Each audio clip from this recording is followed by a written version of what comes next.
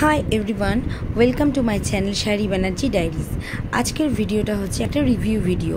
এটা হচ্ছে Lakme nail polish remover. এরই রিভিউ প্লাস ডেমো তোমাদের সাথে শেয়ার করব। ফার্স্টে চলে আসছি এর প্রাইসে। এর প্রাইস হচ্ছে 80 রুপিস আর এর কোয়ান্টিটি হচ্ছে 27 ml। এটা হলো ট্রান্সপারেন্ট কাচের বোতল আর লিডটা কিন্তু প্লাস্টিকের।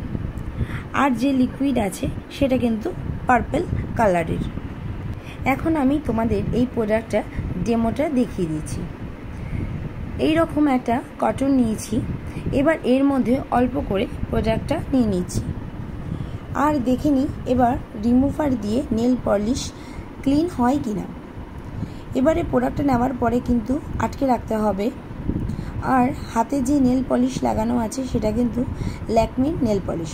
2 থেকে 3 দিন আগে কিন্তু আমি লাগিয়েছিলাম আর সেটা দেখিনি যে রিমুভ ভালো করে হয় কিনা। হ্যাঁ, দেখতেই পাচ্ছ যে আস্তে আস্তে এটা রিমুভ হয়েই যাচ্ছে।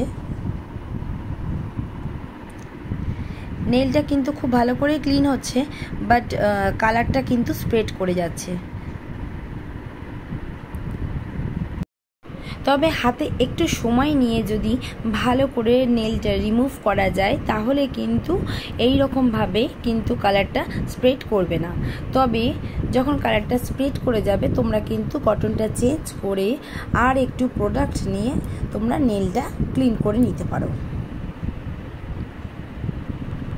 হ্যাঁ, দেখতেই পাচ্ছ যে খুব ইজিলি কিন্তু ক্লিন হয়ে যাচ্ছে। একটু হাতে সময় নিয়ে ভালোভাবে কিন্তু ক্লিন করতে হবে।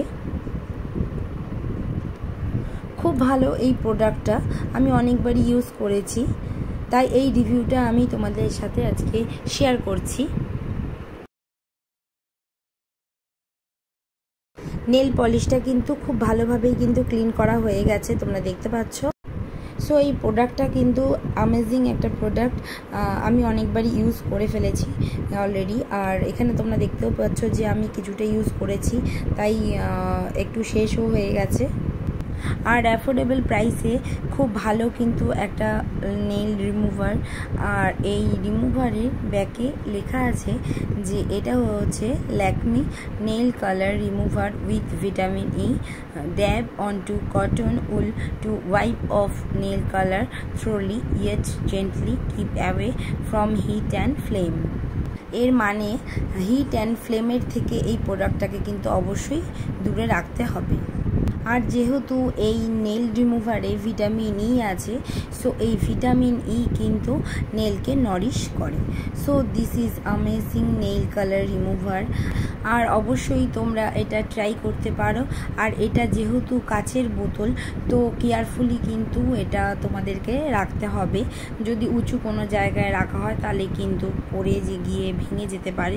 সো এটা কিন্তু তোমরা কেয়ারফুলি নিজেদের কাছে রাখতে পারো। আর যে কোনো জায়গায় তোমরা এটা ক্যারি করতে পারো, তবে সাবধানে সেটা ক্যারি করতে হবে। তো এই হচ্ছে আজকে আমার রিভিউ।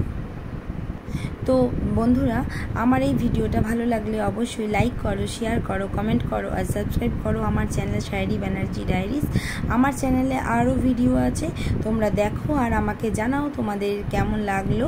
যদি তোমাদের এই সব কিছু ব্যাপার নিয়ে কোয়ারি থাকে তাহলে অবশ্যই আমাকে কমেন্ট সেকশনে কমেন্ট করতে পারো। চলো তাহলে আজকের মতো ভিডিওটা আমি এখানেই এন্ড করছি। নেক্সট চলে আসবো অন্য আর একটা ভিডিও নিয়ে।